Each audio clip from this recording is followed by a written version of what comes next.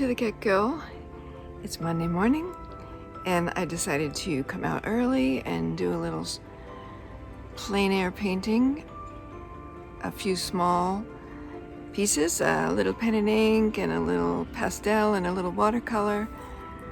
I have some beautiful sweet peas and squash growing up the fence, and it's just so appealing. So I got all my stuff out here, and I've been working, and I'm hot already, and it's 10:30, so I have to quit. I'm taking a little break from the yarrow and hen still life, the big oil still life, because I have to work on the construction projects, the Stanley's house outside, and it's taking all my brain power, so I had to do something small and quick today to share with all of you. So onward and upward, and I hope you enjoy this episode.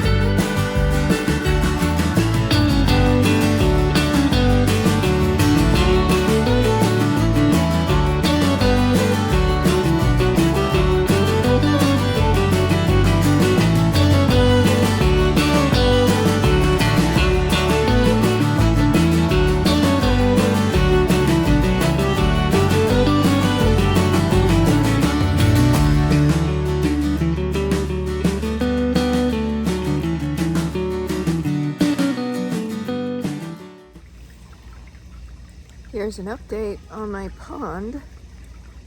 For some reason which I can't explain, there's a lot less algae in the pond now, and it may be because of those cattails and the rushes I bought, and they're finally doing their thing in the water, or this little plant, which is new.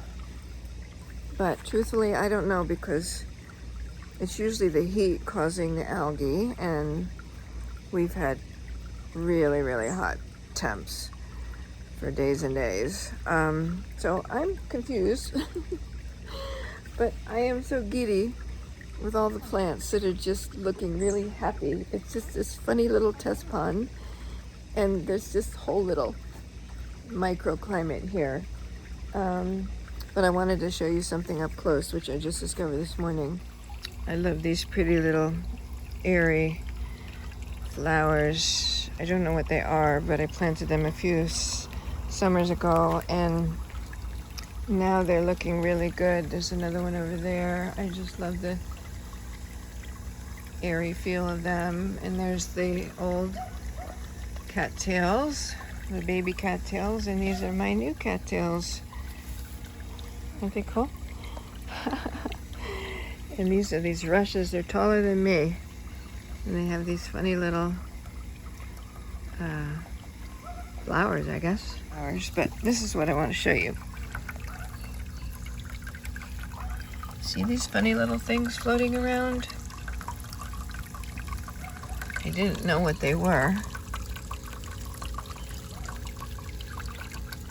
but let's see if I can show you this. This one here. Where is it? Can't see it. Where'd it go?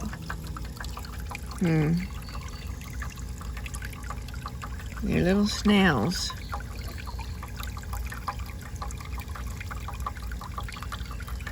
And there's a bunch of them. You can see me.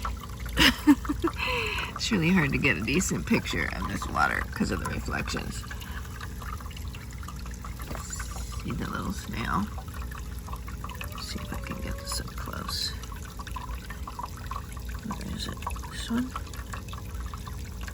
This one? See? It's a little snail. He went into his little shell. And it's funny, they float around upside down. They're all floating around upside down. Okay, here's a little update.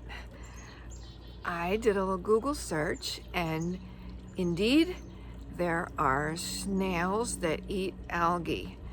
They're Japanese, black Japanese trapdoor snails, pond snails. And I think that's what I have. They must have come with the two big sedge plants and the, or no, not sedge plants, what are those? And the cattail plants, the rush plants and the cattail plants, because I bought those from a koi pond and aquarium place, and they put these snails in aquariums and ponds. So this is so cool. The water is so clear. I'm so happy now. The birds are, drinking out of it and taking baths, and I have a long-haired black tuxedo cat who comes every night and drinks for a long time out of the water, and I have to get myself one of those cameras that photographs the wildlife during the night and see who else is drinking out of this pond. Anyway, I'm just excited to learn something new about my little ecosystem here. All right, it's gonna be almost 100 degrees today. Ugh. It's only 10 o'clock and I'm dying of the heat already, and I gotta go water the roof garden. So I'll see you later.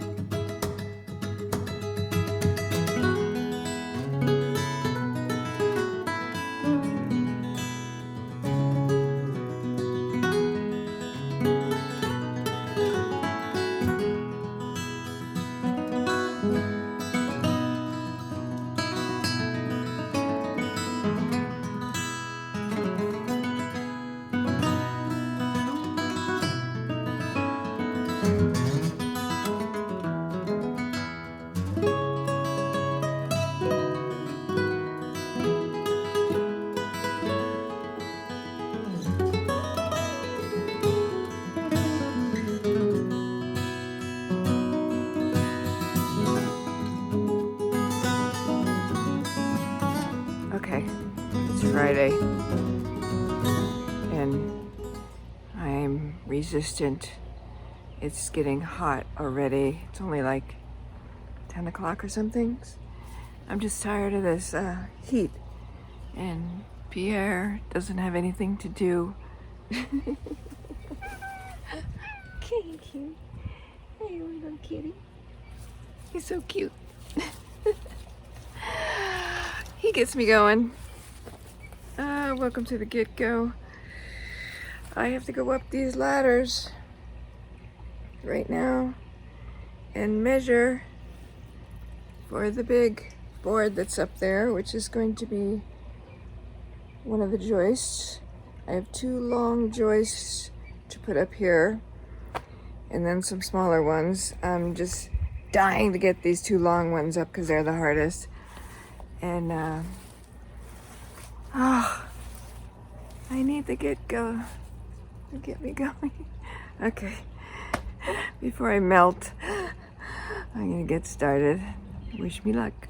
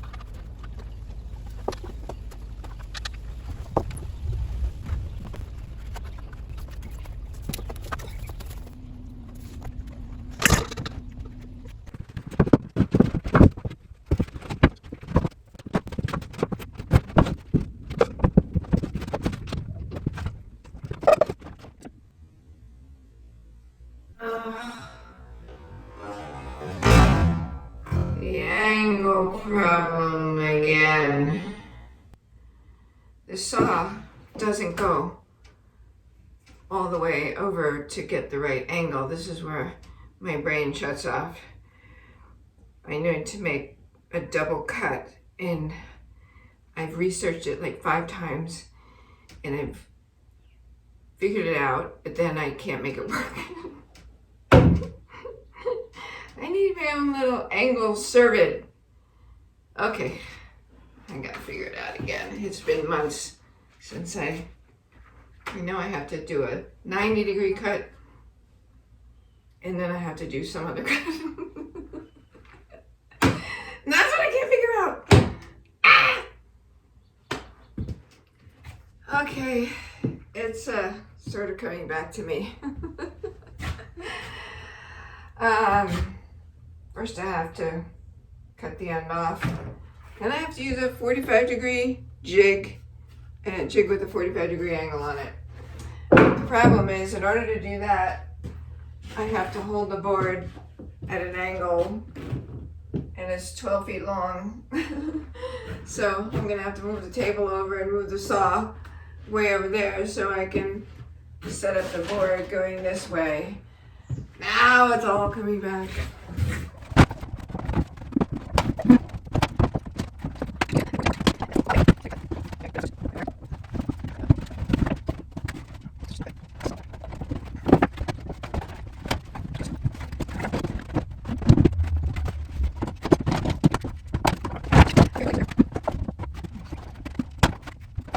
So this is looking down on the structure. It's a parallelogram, and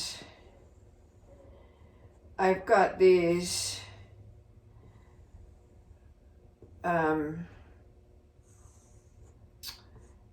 trusses that I use to build the structure. These are the legs. Anyway, the problem was designing this, that the distance from corner to corner is longer than 12 feet my boards were 12 feet. So I decided to go from the middle of this truss to the middle of this truss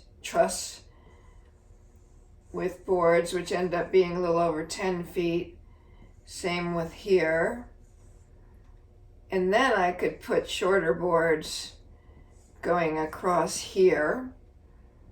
And then a couple shorter ones here. I'm not sure how many I put on the ends. I might have done this. I'll have to look again. But anyway, so right now, today, I'm working on the long 10-foot ones and going from this truss to this truss. And then this truss to this truss. And on these, in the middle of these trusses, there's space to put blocks. Oh, I forgot to mention one of the other reasons I'm not using metal brackets and I'm using wood block supports instead is because I've heard and read that construction materials are a very large proportion of the greenhouse emissions problem, you know, climate change, making of concrete, making of steel, all of that is really damaging to the environment. So I'm trying to do my part. I didn't even use, oh, you're so cute.